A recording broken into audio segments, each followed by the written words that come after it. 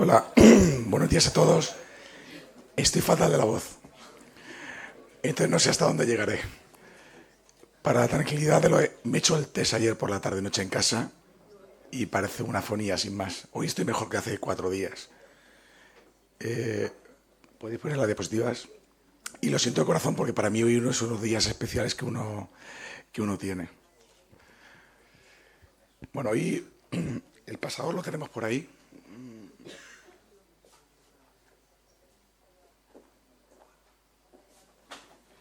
El secretario autonómico se ha llevado el pasador.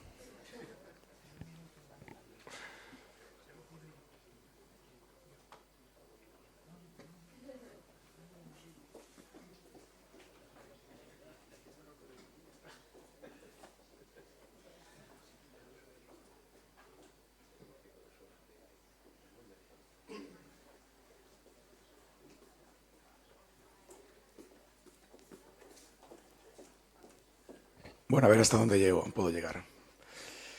Hoy la Sociedad Valenciana de Cirugía nombra miembro de honor a doctor Fernando Candela Polo. Para mí también es un honor el poder presentarlos, a lo cual agradezco a la sociedad que me lo haya permitido. Fernando nació en Crevillente en 1956, que es un pueblo muy cerquita de Elche y Alicante. Ya de pequeño parece ser que era un niño bastante estudioso. Y bueno, se fue a hacer, como era buen estudioso, dijeron, vamos a llevarlo a un sitio bueno, interno, al Colegio Inmaculado de Jesuitas de Alicante, y ya desde joven cuentan pues que era una persona muy inquieta, con ganas de conocer el mundo, y hizo diferentes viajes. Yo, cuando vi la película, me acordé un poquito de él, es uno de los personajes, aunque luego lo cambiaron en una segunda versión, porque yo creo que es una persona que siempre ha intentado el conocer, el traer nuevas cosas, el intentar dar respuestas. Es una persona, yo creo que siempre muy inquieta. Él terminó en la Facultad de Medicina de Valencia. Era la época donde los primeros 4 cursos empezaban en Alicante, en el CEU de Alicante, donde él tiene un grato recuerdo ya de la cirugía, donde el doctor Anastasio Martín Muñoz empezó ya incluso de estudiante a ir con él. Con lo cual estudié medicina realmente, yo creo, para ser cirujano. Y terminó en la Facultad de Medicina en el año 80. Luego sacó una plaza de ayudantía quirúrgica, tanto de cirugía y otra de ginecología, o sea que tenía dos, en el ambulatorio de San Fermín de Elche, para posteriormente hacer la residencia. Ella es cirujano Villamir en el Hospital de Elche. Ahora hay flores, ahora mismo hay un edificio, hubo un parking, quien lo conozca, entre el año 82 y el 87. Esa es la época suya del hospital, donde realmente yo creo que su maestro, el doctor Medrano, que está aquí, esta persona que está aquí con bigote, claro, lo conocéis la mayoría, y esta foto donde se le veía bronceado y joven, de la cual no puedo contar más, hasta aquí donde yo sé. Pero realmente aparte de la formación que tuvo en el hospital, decir que terminó la residencia ya con la tesina cum laude y con la tesis doctoral. Es decir, yo creo que es un hecho bastante relevante. Luego se movió por toda la provincia de Alicante. Nada, terminar en el MIR en Elche, se fue a la Vila, trabajó unos años, de ahí sacó la plaza en propiedad en el 89, de ahí sacó un concurso de traslado, se iba acercando poquito a poco a casa. Porque decir que Fernando ya en la residencia ya tenía se había casado y tenía 2 hijos. Es decir, se intentaba acercar a casa.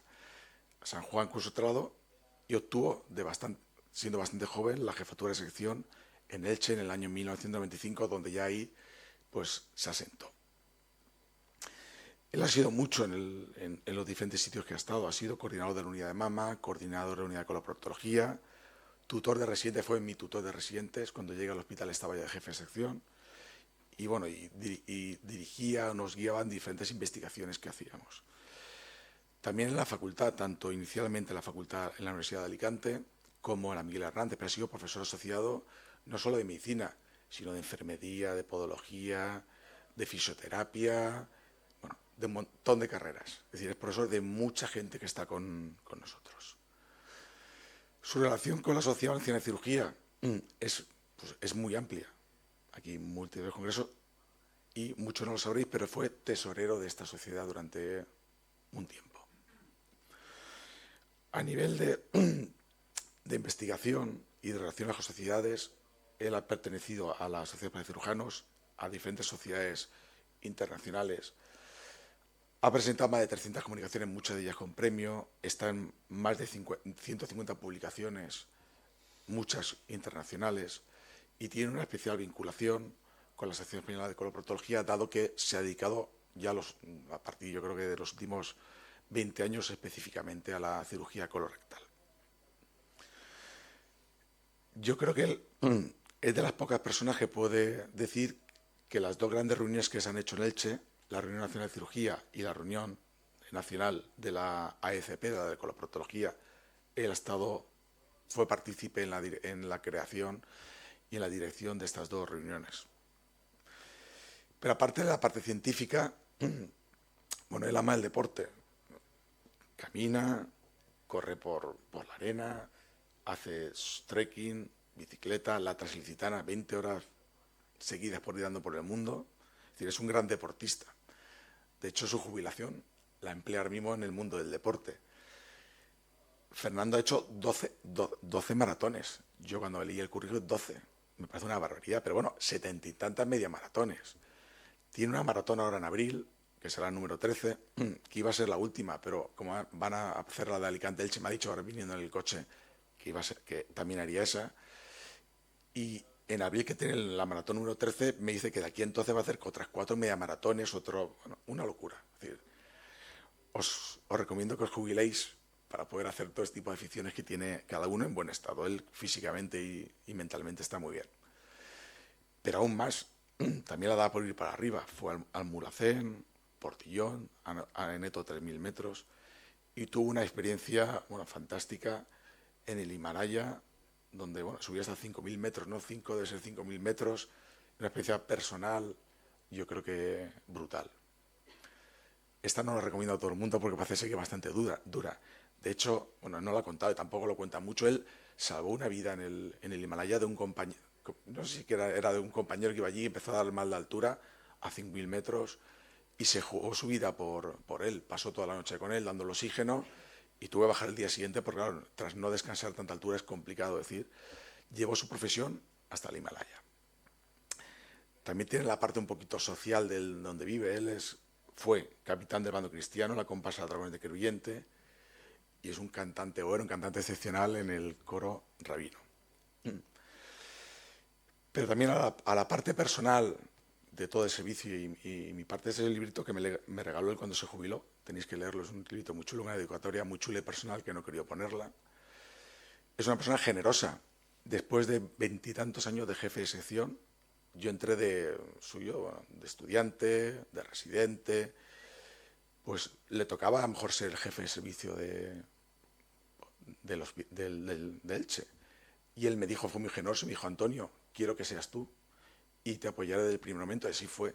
Yo creo que no nos hemos peleado, discutido, nunca más. Y de verdad, siempre puede haber un mal roce con él, nunca. Y me ayudó en lo que es el camino estos años hasta que se jubiló en la jefatura, con lo cual yo se lo quiero agradecer públicamente porque esto no es fácil de hacer y demuestra la generosidad y amistad y valores que tiene él frente a otras cosas que a veces, pues nos deja llevar por malos pensamientos y malas obras. Y el final del camino fue cuando se jubiló. Llevábamos yendo 20 años o muchos más al Congreso Nacional de Coloproctología, fue en Santiago. Y el final del camino fue ese congreso y decidimos hacer junto a nuestro gran amigo Manuel Arnau, que creo que está por ahí, 2 etapas, 3 días antes del congreso, ir a caminar, reflexionar y charlar. Fue el último congreso y fue una experiencia también súper especial, la disfrutamos. A mí me dejó baldado, me metió el primer día 30 y tantos kilómetros en una mañana. 26, bueno, me pareció, pero bueno, en 4 horas. Bueno, yo no haré el Himalaya, eso lo tengo claro. Y la última cirugía, esta fue la última cirugía, que hicimos una foto. Él pensó que esa era la última, pero no. Pero unos meses después me llamó que estaba su nieto con una apendicitis. Operé a su nieto una apendicitis y le dije, venga, ponte tú, lávate y le ponen las grapas. Ese es el doctor Barreras que le ayudó a colocar las grapas. Entonces, bueno, nunca hay una última cirugía, nunca se sabe. Y su familia, al final, como comentaba al principio, él empezó la residencia ya, es decir, casado, tuvo los 2 niños, y todos sabéis lo que es el esfuerzo personal para conseguir los logros que he contado a nivel médico y como cirujano, y siempre le he acompañado. Ahora puede disfrutar. Pues yo solo quiero darle, de parte de la Asociación de Cirugía, de parte del servicio y mía personal, el agradecimiento a Fernando, pues, bueno, pues por todos estos años. Y nada, un fuerte aplauso.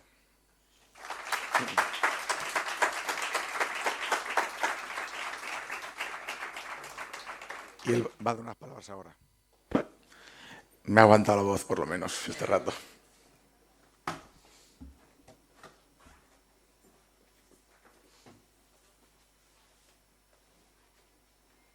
Bueno, voy a ser breve, que viene la hora de la comida. Señor secretario autonómico, no sé si se encuentra en la sala. Vale. Señor presidente, colegas, amigos y amigas, señor presentador, sus palabras provienen de la amistad mutua que como un hijo lo he visto crecer. Como ya dijo usted mismo, desde estudiante de medicina que lo he visto, examinándole de prácticas y clases, residente, facultativo especialista de cirugía, hasta jefe de servicio de cirugía, profesor titular y catedrático. Vaya carrera. Y como buen madridista, ¿cómo no te voy a querer, Antonio? Gracias por sus palabras. Me siento muy orgulloso, sí, muy orgulloso y con exceso de estima propia por haber considerado mi trayectoria profesional como meritoria de ser nombrado miembro honorífico de esta Sociedad Valenciana de Cirugía. Lo dedico a mi esposa, a mis 2 hijos y a mis nietos. Y bueno, ya en este lugar, desde antes de ser residente de cirugía, asistía desde esos tiempos a los cursos de la Sociedad Valenciana de Cirugía y de la Sociedad Valenciana de Patología Digestiva. Como decían, he sido tesorero de las 2 sociedades. Me siento además muy orgulloso de mis maestros en el arte de la cirugía, y es un honor hablar de ellos. De forma muy directa con el doctor Anastasio Martín Muñoz, un cirujano de Salamanca que se estableció en Alicante y con el que aprendí ya desde estudiante de medicina, me metí en los quirófanos con él, pues las técnicas quirúrgicas básicas. No sé si es bueno entrar de residente sabiendo hacer operacioncillas o no, pero bueno, siempre es bueno. Y él es el que me recomendó qué libros comprar, qué cursos hacer, etcétera, etcétera, antes de ser residente de cirugía. Y así empecé.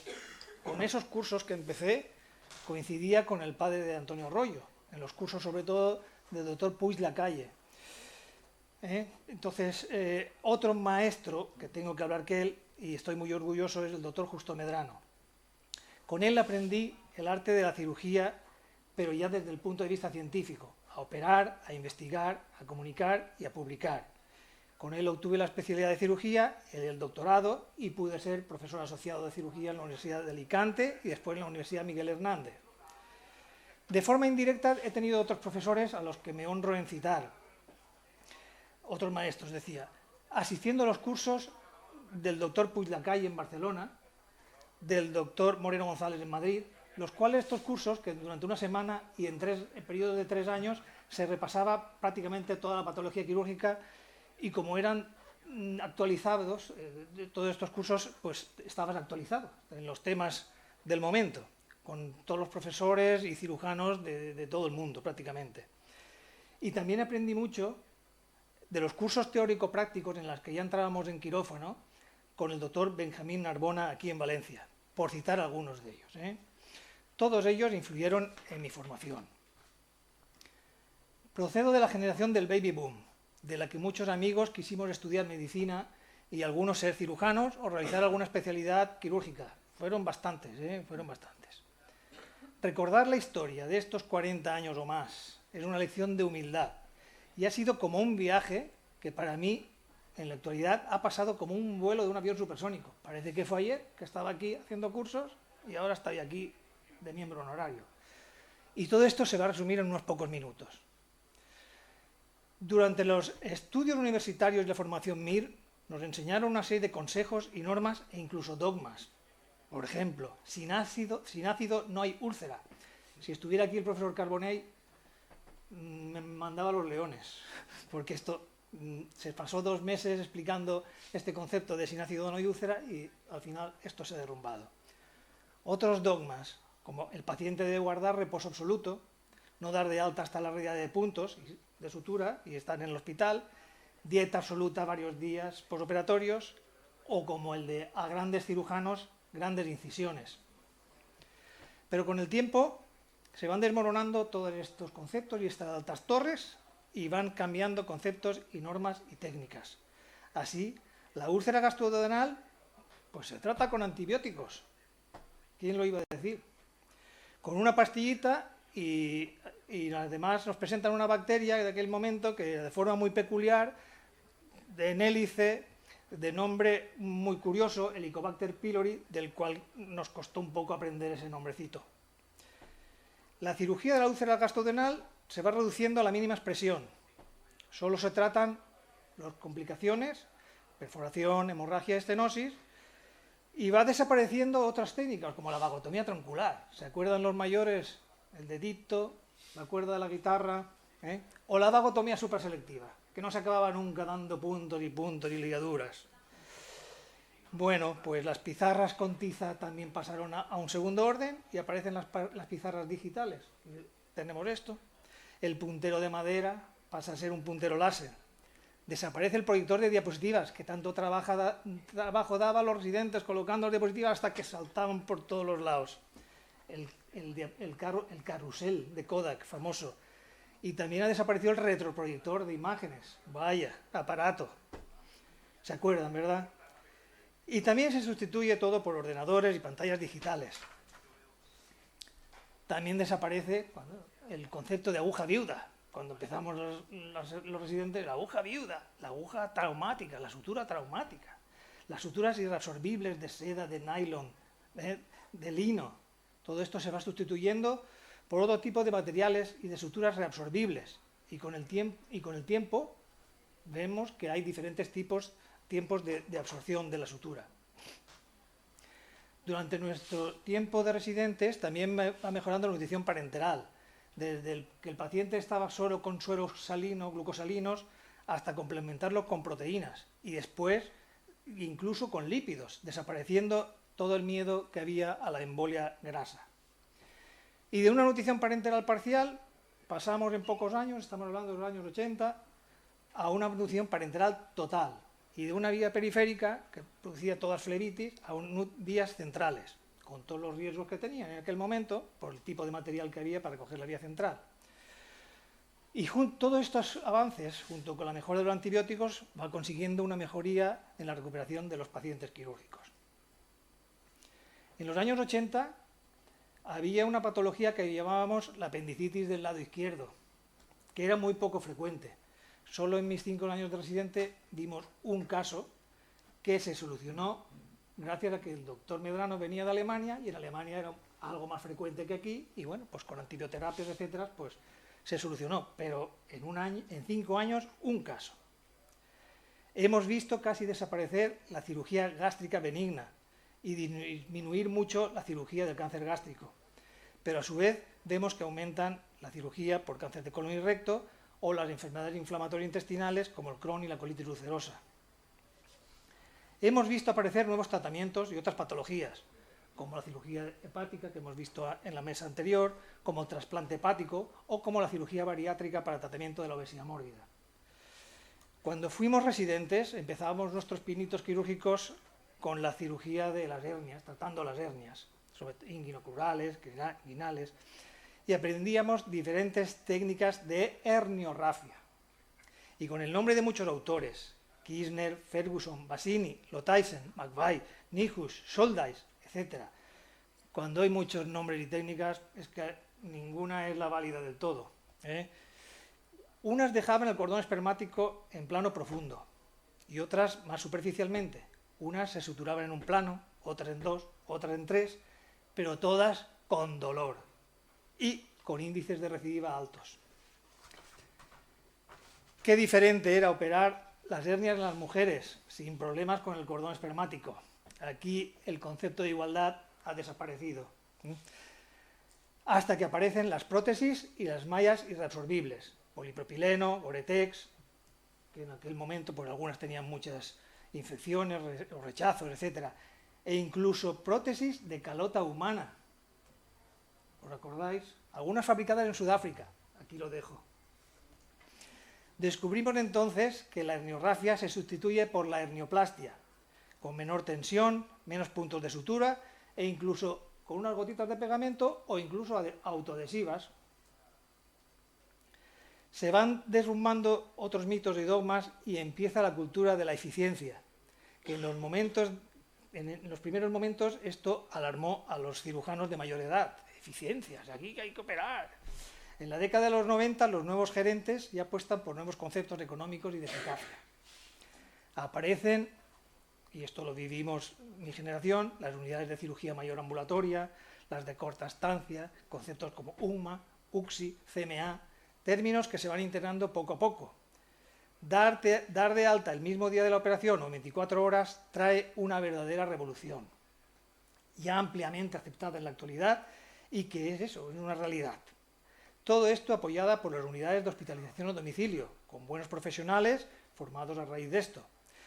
Los dogmas aprendidos se van sustituyendo por otros que las mejoran. Las hernioplastia y colecistectomías se dan de alta en 24 horas o menos. Eso era impensable en los años 80.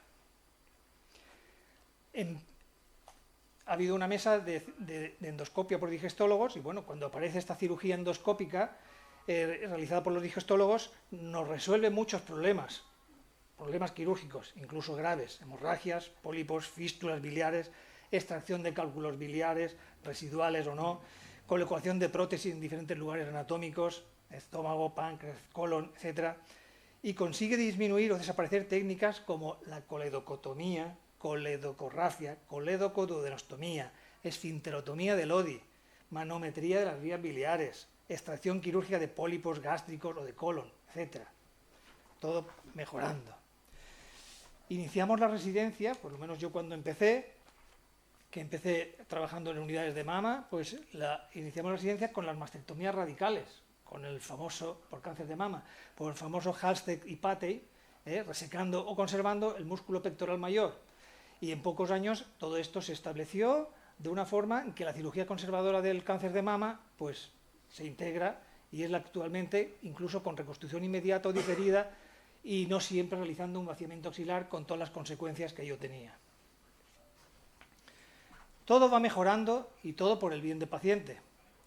¿Cómo que vamos a sacar la vesícula biliar por un tubo? Pues sí, en la década de los 90 esto trajo consigo unas mejoras en el instrumental y en los monitores de televisión y permitió una cirugía con menos respuesta biológica a la agresión y dar de alta precozmente, como ya he dicho, incluso el mismo día o en menos de 24 horas. No sin antes, y debido a la curva de aprendizaje, al principio se producían muchas lesiones de las vías biliares. Famoso era aquí en Valencia los cursos de cirugía laparoscópica, de colecistectomía laparoscópica que realizaba el doctor Cristóbal Zaragoza para aprender todo esto. Y, como decía, se producían muchas lesiones de las vías biliares en los primeros años. La colecistectomía laparoscópica fue el inicio, pero a partir de ahí, con los avances técnicos y la habilidad de los cirujanos, se puede tratar incluso el cáncer, que al principio era discutible si se podía operar el cáncer, ya sea colon, estómago, páncreas, etc., hasta que se demuestra científicamente que sí que se puede realizar. Y por diferentes vías, además, no solo abdominal, anal, umbilical, oral, vaginal, etc., con un puerto, con varios puertos de entrada, etc. Todo esto va mejorando. Y cuando parece que ya lo vamos teniendo todo, comienza a expandirse ahora la cirugía robótica, de la que yo he practicado un poco, pero no la he vivido. Pero ahí está, el Da Vinci, Hugo, el Internet, los ordenadores, el 5G. Podemos operar aún sin estar en el quirófano. Cuando la palabra que nos enseñaron, quirófano, que es donde el sitio, el lugar donde las manos se hacen realidad, donde hacen su trabajo, desaparece este concepto. Podemos operar sin estar en el quirófano. ¿Qué nos deparará el futuro? Ya se está hablando de cirugía en el metaverso. No lo sé lo que es, ya veremos. Y si ya existen nanorobots que administran fármacos dentro de un tumor o de una patología, ¿habrá nanorobots que puedan operar? La inteligencia artificial traerá nuevas sorpresas, pero siempre estará el factor humano, el cirujano, estará ahí. Todos lo sabemos entre todos. Desaparece el cirujano que opera todo tipo de patologías. En nuestros primeros años el cirujano operaba de todo. Igual operaba un tiroides, que una mama, que un colon, que un estómago, que una hernia, ¿verdad? Pero van apareciendo las unidades funcionales especializadas. Esofagogástrica, patobilio-pancreática, coloproctología, pared abdominal, endocrino, mama, etcétera, gestión. Y también otras formas de tratar a los pacientes. Rehabilitación multimodal, rehabilitación perioperatoria, inmunomodulación, etcétera, etcétera. Mi primer maestro, el doctor Martín Muñoz, me enseñó al terminar los estudios de medicina una serie de consejos y de medidas del siglo XIX que daba un cirujano llamado José de Letamendi, un cirujano polifacético, músico, escritor, poeta, cirujano, etcétera, que ya hablaba en la mitad del siglo XIX del concepto social de la división del trabajo en medicina y que la medicina realmente científica estaba aún por hacer. En aquel momento, medicina es operar, pero de ciencia, poca cosa. Es célebre este cirujano, como decía, de mediados del siglo XIX, por su frase: el médico que solo sabe medicina, ni medicina sabe. Durante mi vida he intentado seguir esta máxima y seguir los consejos que daba para una vida mejor. Decía, y escribió una especie de recomendaciones, como un soneto o una poesía o algo así, decía así: vida honesta y ordenada, usar de pocos remedios y poner todos los medios de no apurarse por nada, la comida moderada, ejercicio y diversión, no tener nunca aprensión, salir al campo algún rato, poco encierro, mucho trato y continua ocupación. Narrar la historia de mi vuelo, de mi viaje y la de los demás compañeros cirujanos, como decía, ha sido una lección de humildad. Para despedirme, que lo he hecho corto, no me voy a referir a citar a grandes literatos ni autores. Citaré a Tom Cruise, sí, Tom Cruise, el de la última película Top Gun Maverick, que les dijo a sus amigos: gracias a todos por haber volado juntos. Gracias.